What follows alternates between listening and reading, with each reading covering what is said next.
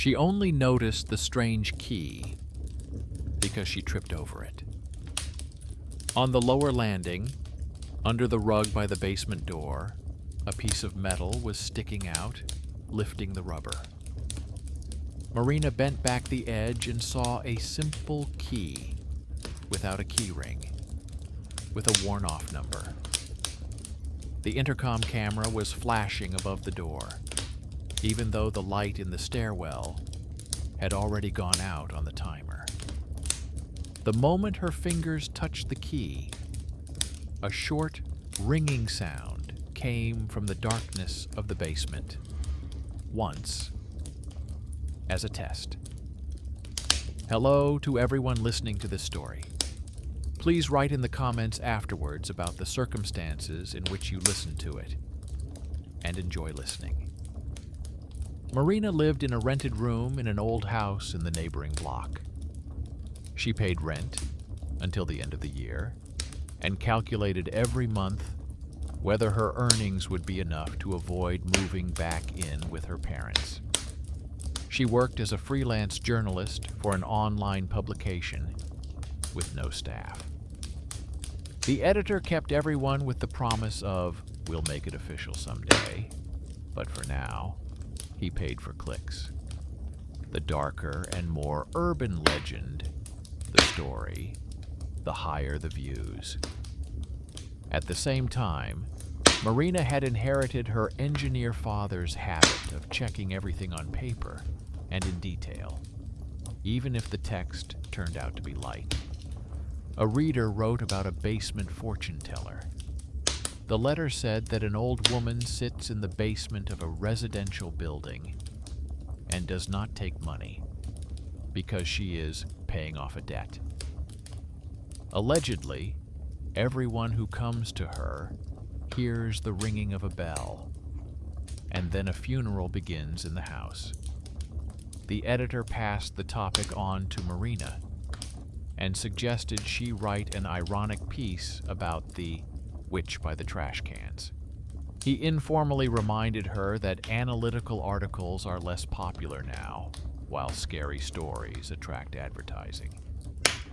Marina agreed not because she was interested in the supernatural, but because she was afraid of losing even this small income. She needed to pay for her room and help her mother, who lived in another city and was getting sick more and more often. She decided to use the topic, but to check what the legend was based on. Who pays for the basement? Who is responsible for the camera? How many times an ambulance has been called to this address? The house turned out to be a typical old house with a shop on the first floor and carpets on the balconies. The basement had a separate entrance from the courtyard next to the garbage cans. Above the door hung a small sign that read, "By appointment only," without a profile. Next to it was a paper from the management company with a list of debts. The list included an item, non-residential premises, basement, responsible person, MLK, with a note that payment should be made at the cash desk. The signature was in the same handwriting as on the list of debtors. The same person was responsible for both the residents' money and the basement. There was an unmarked cardboard box by the door. No service logos, no address, just brown tape. Traces of a torn label suggested that it had already been taken somewhere.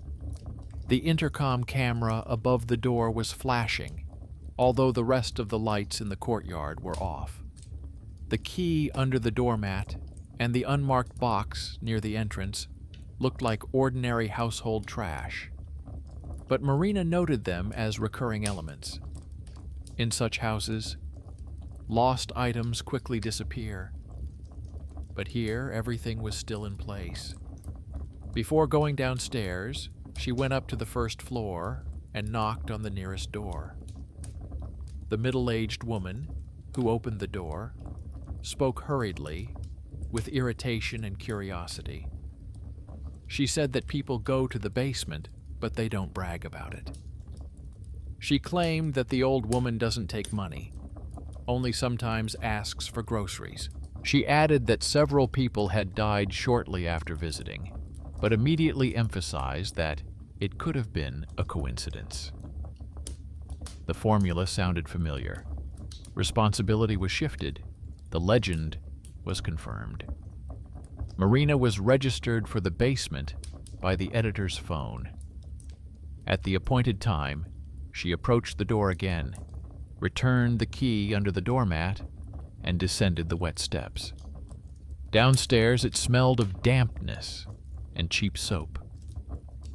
In the hallway with plastic panels, there was a single dark raincoat hanging. Behind the curtain was the fortune teller's room. A table with oilcloth, 2 chairs, a table lamp, and a heater. On the table was an old deck of cards, a plate with dry crusts, and a small icon. In the depths of the wall, another passage could be glimpsed in the shadows, from where a bell rang. The fortune teller was a short, elderly woman in a dark sweater and long skirt. Her hair was tied back in a bun. She wore thick glasses, and on her wrist was a watch with a wide, worn leather strap, the same one Marina had seen in an old photo in her grandmother's album. The old woman's hands were not witch-like, but working hands, broad fingers with dry joints, familiar to anyone who spends a lot of time leafing through papers or carrying heavy bags. Marina introduced herself and explained that she wanted to write about people and their fears, not about miracles. She asked if it was true that the fortune teller did not take money. The old woman replied wearily that at her age she had nothing left to take, only to give. She said that the bell rang for those who could still be helped. She spoke calmly, like a person who had long since formulated an excuse for herself and would not change it. Marina turned on the tape recorder. As she reached to put it on the table, the bell rang again in the far hallway, this time more sharply. The old woman flinched. Her fingers clenched on the oilcloth. Her gaze became heavy.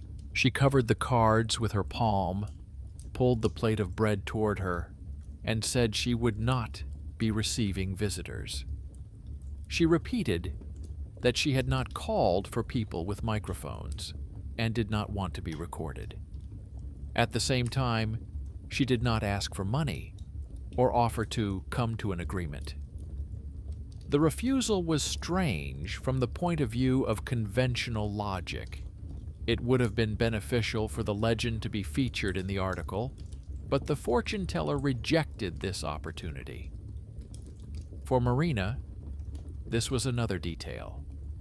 A person who could have profited from people's fears chose to remain silent.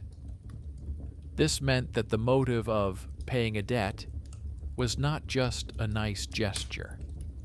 She climbed the stairs, feeling the camera flashing again upstairs, and the nameless key still lying under the rug.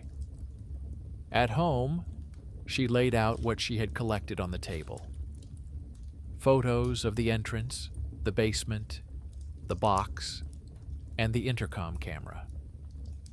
A photo of a sheet with debtors, where there is a line about the basement.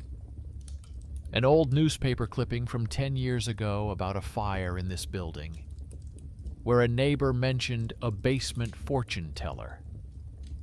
An extract from the city registry with the same person in charge. A voice recording file, at the end of which there was a small burst of sound, a thin peak like a distant ringing. Instead of the light horror story that was expected of her, a pattern was emerging in which the bell, the key, the camera, and other people's deaths were connected not only by rumors, but also by paperwork.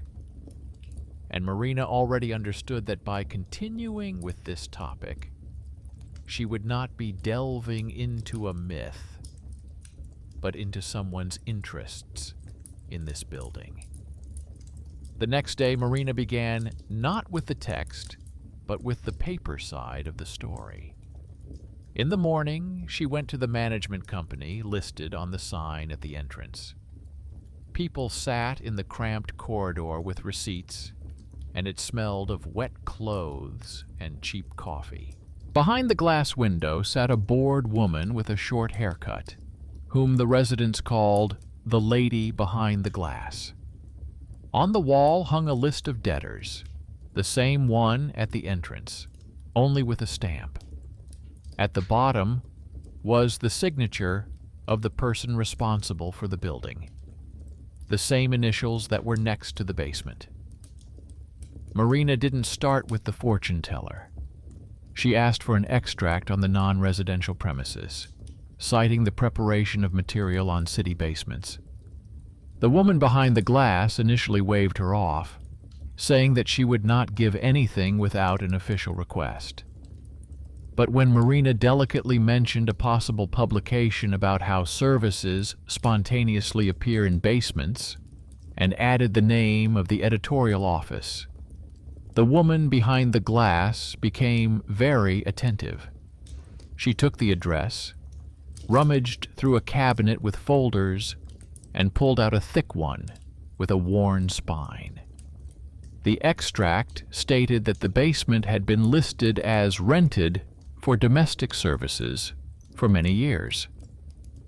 The tenant was a woman with a surname that meant nothing to Marina. In the responsible for payments column, there was the same set of initials again. At the bottom was a note with a payment reminder dated several years ago, with a handwritten note, "I remind you personally, the debt is acknowledged, payment in installments." The signature was different, more sweeping, but the initials matched. Someone from the management company had been personally involved with this basement for a long time. Marina asked how often the tenants changed there. The woman behind the glass snorted and said that an old woman had taken the basement many years ago and kept it, although she didn't really pay. She added that it all came down to old obligations that were better left untouched. Marina noticed how her hand twitched when the conversation turned to debts. Not mystical ones, but the most ordinary ones, utility bills. She remembered this reaction. People are much more willing to talk about ghosts than about who owes whom and how much. Leaving the management office, Marina looked into the nearest post office, where people were paying their bills.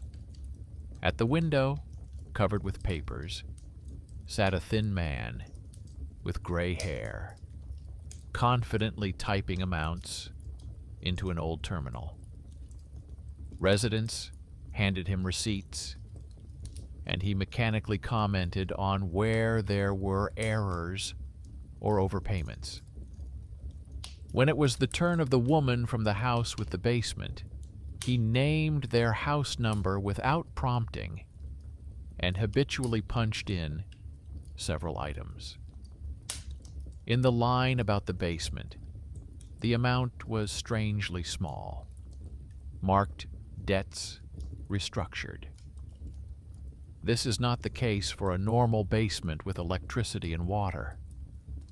Marina realized that this man, seemingly a simple operator behind the counter, knew more about the flow of money than anyone else. He was not perceived as a source of information, but his hidden talent was that he remembered almost all the house numbers and problematic payers. She asked a couple of cautious questions and learned that the basement had long been listed as a social facility through which aid to low-income residents once passed. The tenant's surname appeared on the lists of people who were registered for benefits. Then the status was changed, but the amounts on the receipts remained strangely low. Towards evening, Marina returned to the house with the basement, this time without an appointment.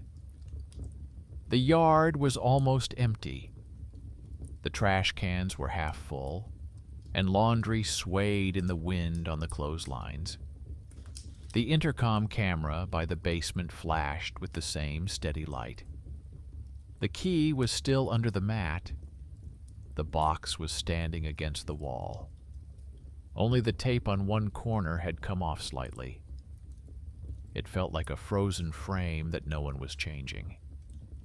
Marina took out her voice recorder and decided to check if she had imagined the splash at the end of the recording yesterday. She rewound the file to the last few seconds in her headphones. There were her footsteps, the click of the door, and a barely audible metallic sound. If amplified, it could be mistaken for a bell, but it could also be a random knock of keys. The timestamp flashed on the recorder's screen, exactly the same time that an ambulance call had been logged in the call log for this house a few months ago. A coincidence down to the minute. Marina didn't like magical synchronicities, but such coincidences, when the numbers coincided on their own, always excited editors who needed beautiful stories. She recorded this too. Her choice was simple: return home and write the article about the fortune teller who hears the ringing of death right away, or continue digging, risking being left with no material at all. She chose the latter. This time her fear of losing her home was weaker than her irritation at someone else's confidence that everything could be chalked up to coincidence. She decided to check at least one technical aspect of the legend: the ringing of the bell and the intercom. That night, she sent a letter to the company that serviced the intercoms. She introduced herself as a journalist and attached a request for access to the logs for the address for the past few months. Officially, only the police and management companies had this right, but she cited public interest and possible violations. In particular, the strange behavior of the camera, which flashed even when the lights were off. Not expecting a quick response, Marina sent the letter anyway and went to bed. The response came unexpectedly quickly. In the morning, there was a message from the technical department in her inbox. It was a dry text, which indicated that there were indeed issues with the intercom in this building. The logs recorded nighttime activations when the camera turned on, even though no one had entered a code or used a key. Moreover, the system was sending out short test signals at times when, in theory, no scheduled checks were being carried out. The technician who wrote the reply added that, in his experience, such activations were most often associated with unauthorized connection of foreign devices to the power line or illegal use of the premises. This was the first external report, confirming that what she saw, a flashing dot above the door in complete darkness, was not normal. The intercom line was being used by someone other than the residents. This meant that the bell could be more than just a rag talisman. It could be part of a very specific scheme, Someone was receiving signals that people were coming to the basement and reacting in advance. In the afternoon, Marina returned to the house and found a thin man in blue overalls with tools at the entrance. He was standing on a stepladder, poking around in the intercom box. Nearby, on the steps, lay a cover with a sticker from the company whose letter she had received that morning. The man was muttering to himself as he pulled out bundles of wires. Residents passed by without paying any attention. For them, he was just another intercom repairman, the kind of person people usually don't notice. Marina showed him a printout of the letter and asked if there was really something wrong with their building. The man, seeing the company logo on the sheet, stopped grumbling and looked at her more closely. He said that false signals were constantly coming from this address, as if someone had connected another bell to the line. Not a digital one, but a real one.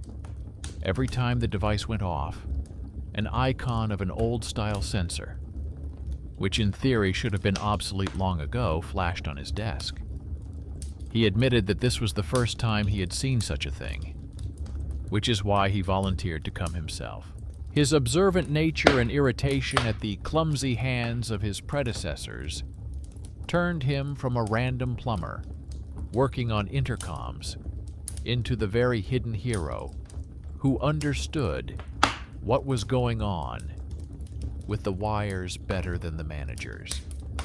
He promised to trace the line and find out exactly where the extra wire was going.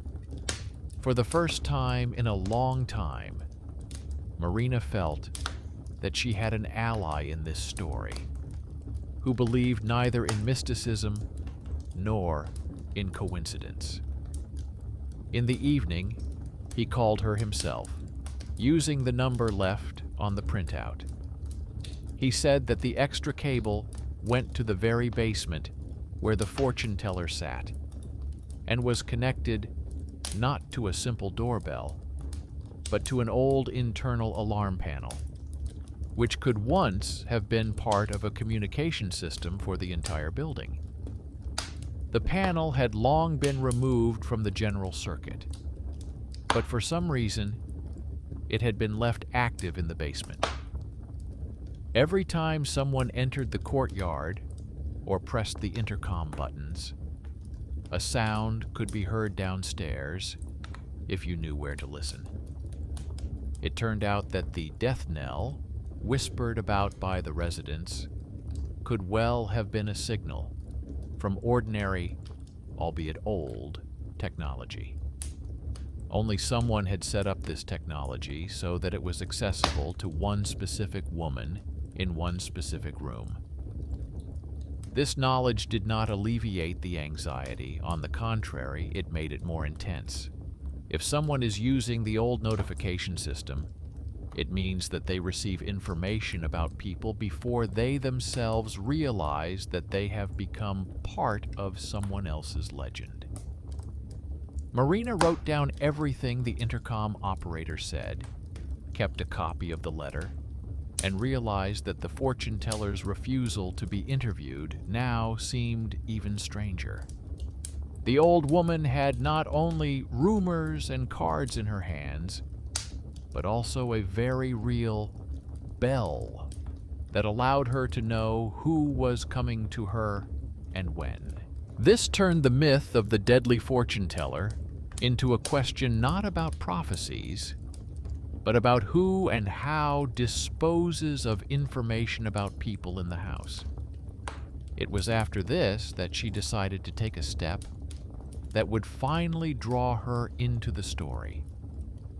To return to the basement, not as a journalist with a tape recorder, but as an ordinary visitor who had come for advice.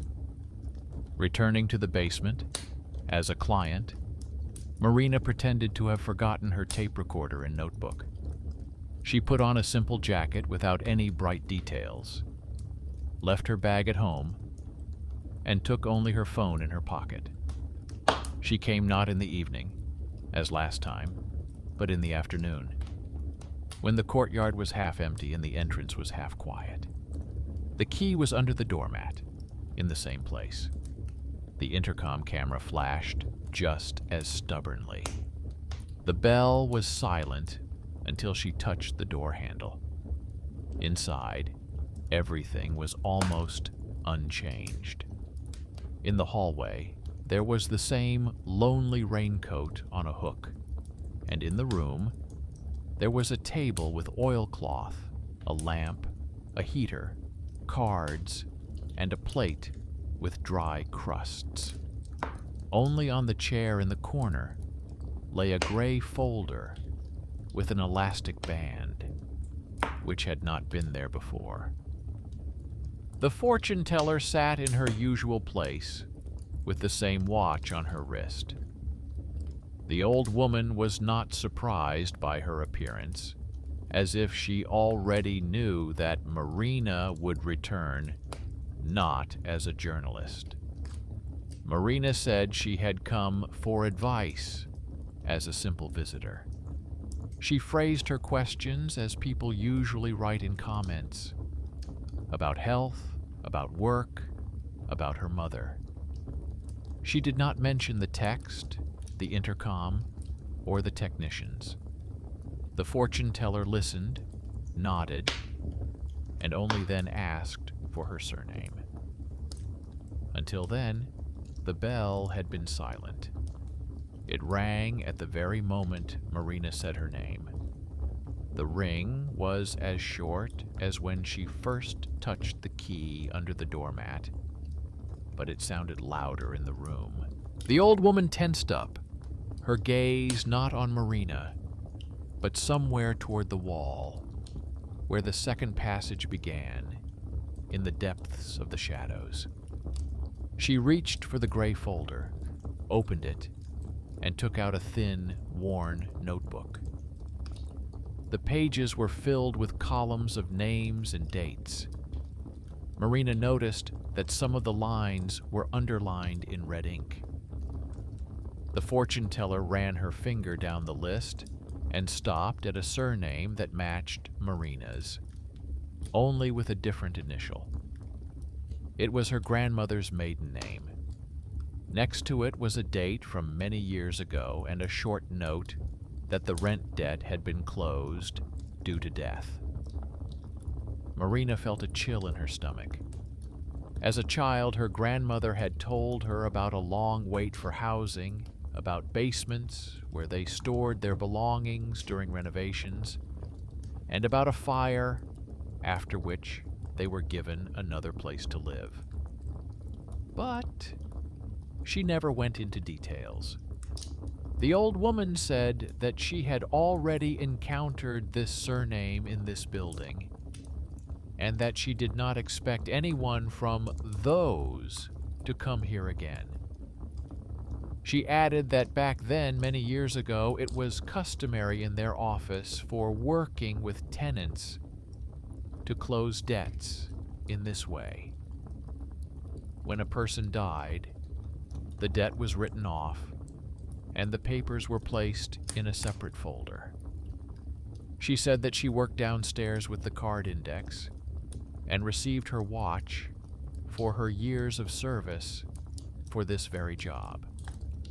The watch on her wrist suddenly seemed less like a random object. Marina listened and mentally noted every word.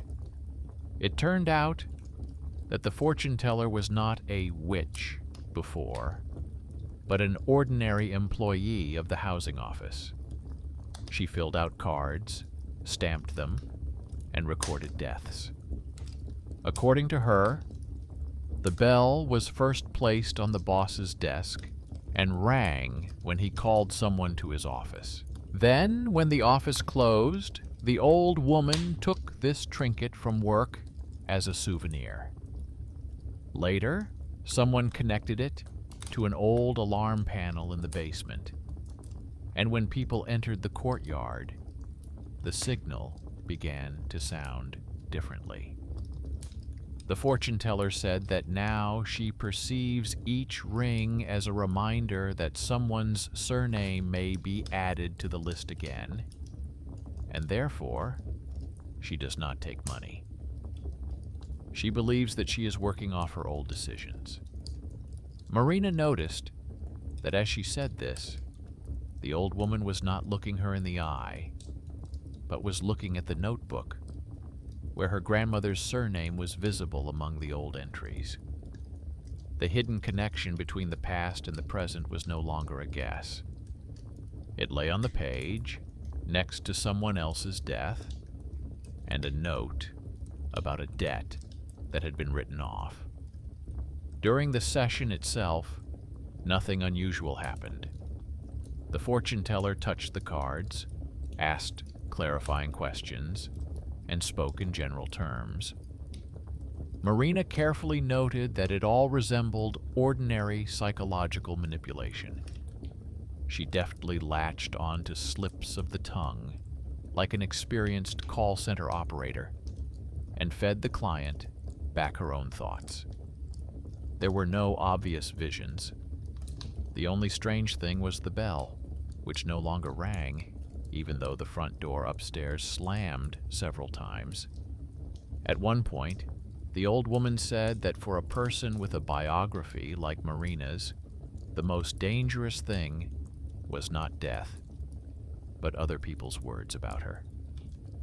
If someone starts writing a text about someone's death in advance, life can be tailored to fit it. It sounded like superstition, but Marina knew all too well how the media could blow stories out of proportion. What sounded like a prophecy from the fortune teller's mouth was, in fact, the professional intuition of someone who had seen too often in the papers how names moved from the list of debtors to the list of the deceased. Marina left the basement with even more questions than she had before her visit. On her way home, she stopped by her mother's house to check one idea.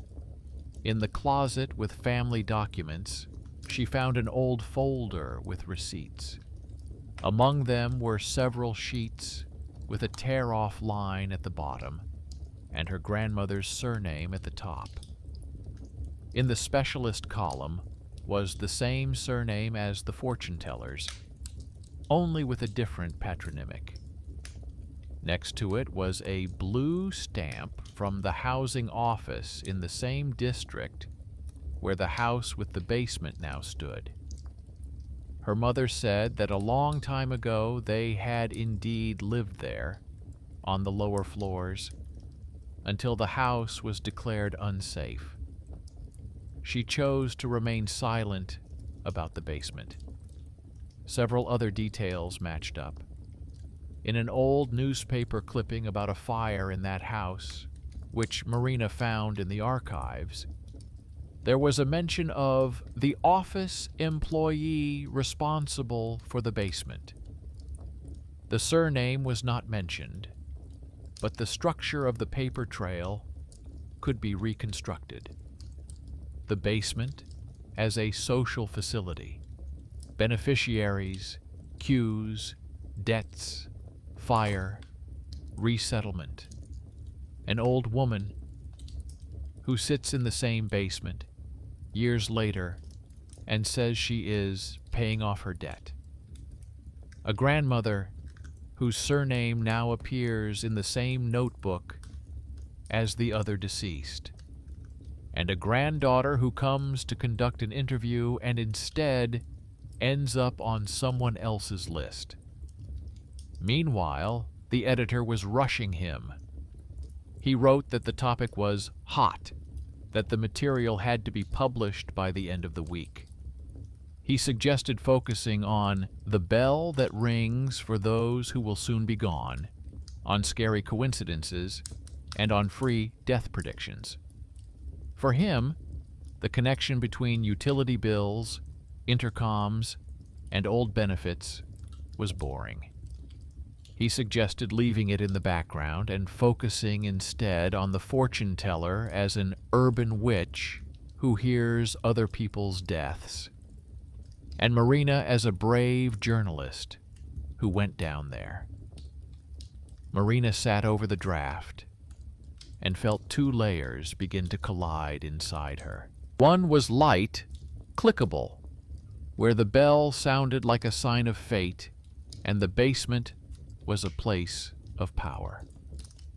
The other was heavy, where sounds and signs were old warning systems, paper debts, written-off lives, and people who once decided whose debt could be removed after the funeral. Between these layers stood she herself, with a dictaphone, notebooks, letters from the intercom operator, and the fortune teller's refusal to be interviewed. She chose a third path. She decided not to make the old woman a witch, nor to completely abandon the topic. Instead, she wanted to show how myth grows around the old scheme and how the death knell sounds in a house where lonely people with debts die. To do this, she needed more proof. Not just the words of the intercom operator and the woman behind the glass, but an actual recording of how the line works when the bell rings by itself. It was then that she made a decision that became a real escalation. She decided to leave a small camera in the basement, hidden in a bag or an old box, to record what was happening in the room when no one was there for several nights in a row. Officially, the editor only asked for text. No one demanded hidden filming. But Marina wanted to capture the moment when the intercom signal turned into a ring. Her engineering stubbornness overcame her caution. She bought a simple camera with a motion sensor, hid it in an old folder, and the next time she visited the fortune teller under the guise of the same client, she discreetly left it under the chair. She said she had forgotten the folder with the documents and promised to pick it up the next day. The old woman waved her hand as if she didn't care. The bell was silent at that moment. But Marina felt everything inside her tighten at the thought that she was bringing into the basement an eye that was independent of myth or other people's agreements. At night, back home, she couldn't sleep. Several lines were spinning in her head. Her grandmother's surname in the fortune teller's notebook, the old woman's signature on old receipts, the intercom operator's note, the letter from the management company, the editorial words about the terrible story, the promise to return for the folder. The water in the tap made its usual noise. The neighbor's radio blared meaningless songs. Only one object in the room differed from the usual picture: the tape recorder on the table, which turned on several times by itself when she accidentally touched it with her elbow. She did not yet know that in a few days a completely different device would turn on. The camera in the basement, left for a couple of nights, would begin to record not only the flashing lights and the ringing of the bell, but also how people entered and left the room, leaving behind more than just shoe prints on the wet floor. And by that time, her own name would already appear in someone else's file, not in a newspaper clipping or a receipt, but in a dry line of a report that would be filed after the sudden death of a journalist who came to interview people about other people's deaths. The first 2 days after the camera was left under a chair in the basement were both normal and nerve-wracking. Marina worked on her current texts, replied to her editor that the material on the fortune teller was still in progress, and checked her email every couple of hours. The camera was set to turn on when there was movement and to save memory. It did not send the signal to the cloud, but to a memory card. She had enough experience with hacking not to expose someone else's premises on the network unnecessarily. On the third day, she returned to the basement for the forgotten folder. The fortune teller greeted her without surprise. The folder was in the same place under the chair, as if no one had touched it. The bell did not ring once during the entire visit, even though the door upstairs was slamming and someone was swearing in the stairwell. Marina thanked her, took the folder, and went upstairs.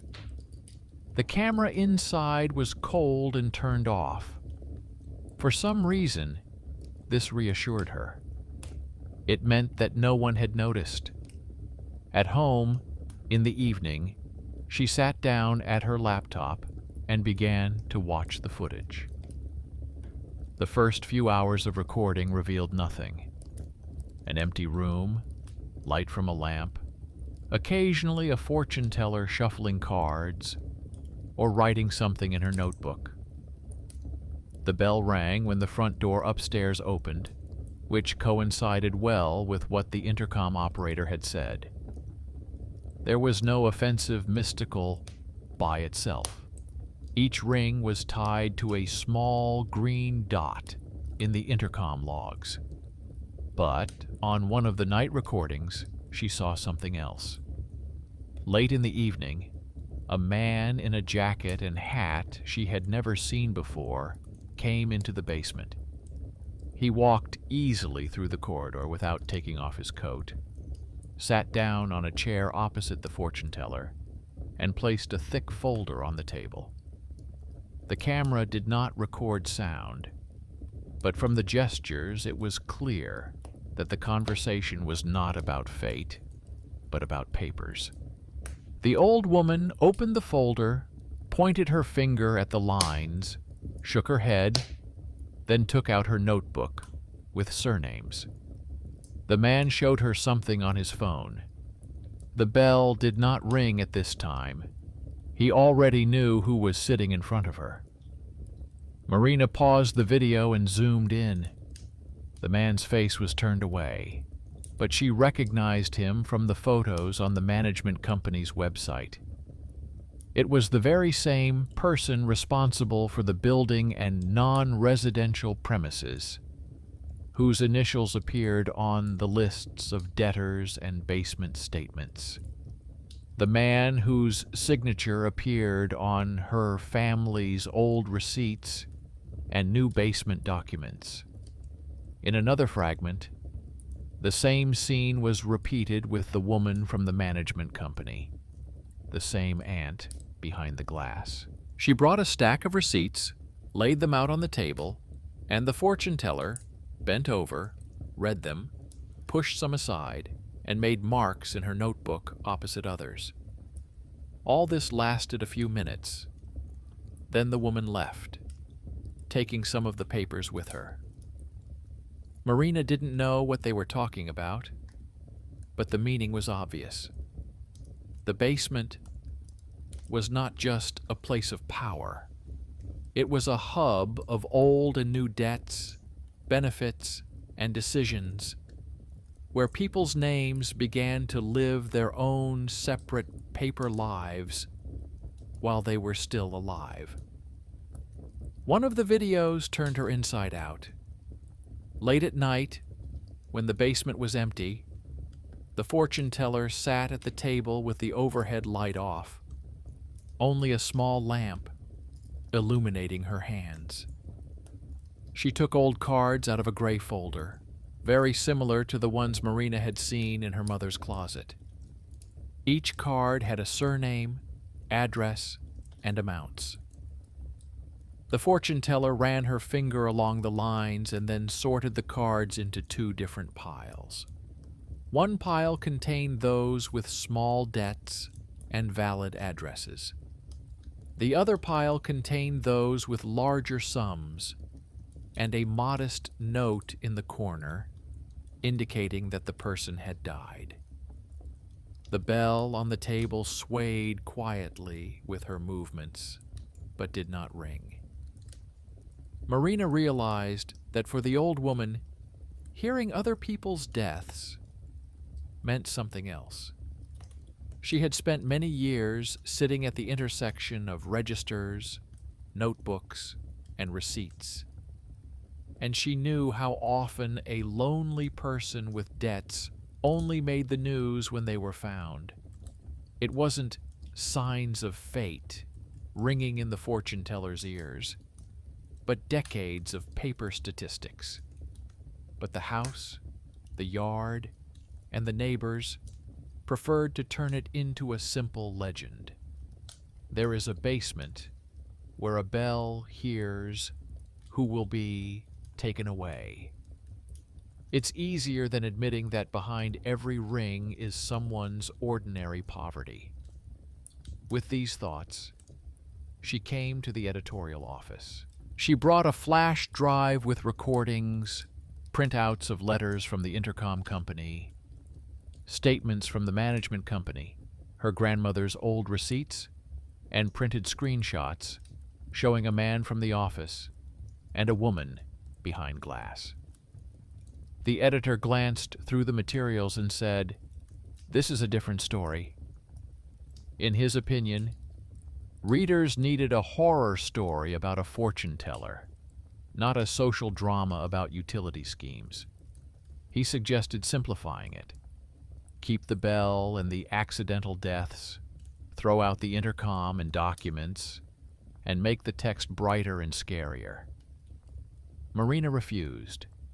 She said she would not turn an old woman, who had probably spent her whole life paying off other people's debts, into a monster. If she was going to write it, she would write it as it was, showing the whole chain of events. The editor hinted that the text might not be published in its current form, that the publication had its own objectives. Tension hung between them quietly, without shouting. He clearly expected that money and fear of losing her job would be enough to make her back down. That's how it would have been before. She took the flash drive, put all the sheets in a folder, and said she would think about it. She left the editorial office after dark. It was drizzling outside, and the asphalt was slippery. She walked to the bus stop, clutching the flash drive in her pocket, as if it were something heavy. The street cleaners hadn't had time to rake up the wet leaves at the crosswalk. Cars drove by in a sparse stream, carrying mud to the side of the road. What happened next was no longer part of anyone's game. On the next street, a driver noticed a pedestrian rushing to cross on a green light too late. Skidding, breaking distance, strangers' screams. All this was later described in a dry report. There was not a word about basements, bells, or flash drives. Only the date, time, intersection, and the phrase, "did not have time to react." Her name ended up in the very type of document where she had spent so many days looking for other people's names. The flash drive in her jacket pocket was undamaged. The jacket with her belongings was given to her mother later, when she came to fill out the paperwork. Her mother took the laptop, voice recorder, and folders, not fully understanding what was important.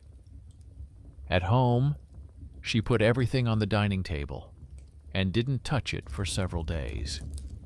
At night, the TV hummed in the background.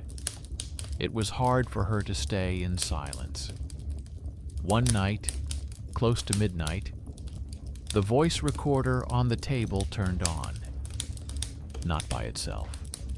Her mother, rummaging through her things, pressed the button with her finger without noticing. She was about to go to bed when she heard Marina's quiet, familiar voice asking questions to the old woman in the basement. In the recording, you could hear a bell ringing from the back of the room and the old woman talking about a debt that cannot be transferred.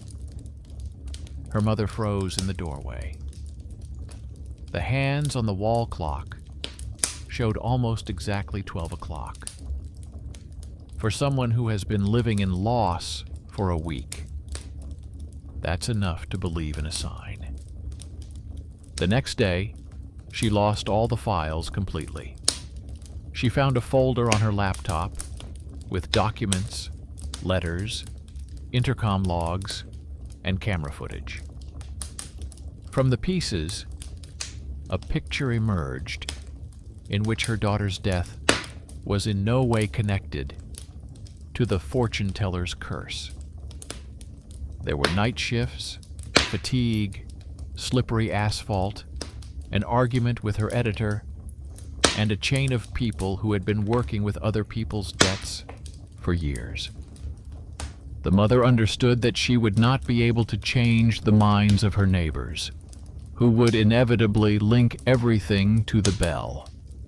But she decided for herself that she would not let her daughter's story dissolve into yet another legend. An unexpected benefactor turned out to be a completely different person. A junior editor who was not taken seriously in the office, a guy who was responsible for the news feed and publishing other people's texts. He was the first to read Marina's files when he was sorting through her work email. He saw correspondence with the intercom company, camera recordings, and a draft text that did not contain a single sensational line about a witch. He had long been tired of the publication feeding readers half-fictional horror stories. This story gave him a reason to do something that no one expected of him. He contacted Marina's mother, asked for permission to use her daughter's materials, and promised not to distort the meaning. Then he wrote the text himself, signing it not with his own name, but with a neutral pseudonym, so that it could first go through internal moderation.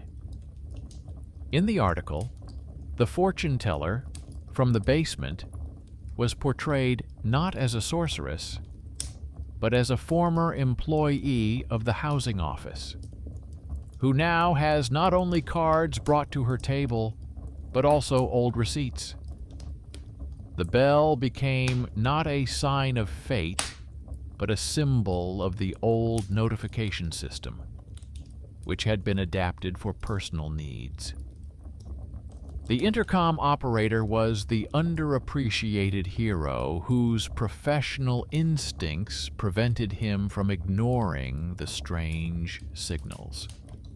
The management company was a participant in a scheme where a person's debt was noted before their loneliness.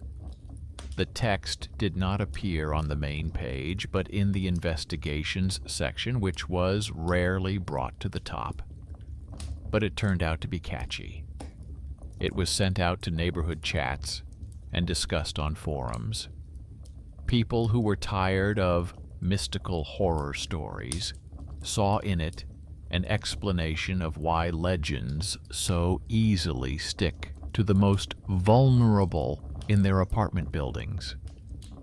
Several residents of a building with a basement wrote a collective complaint to the city administration, attaching a link to the article and photos of the debt signs.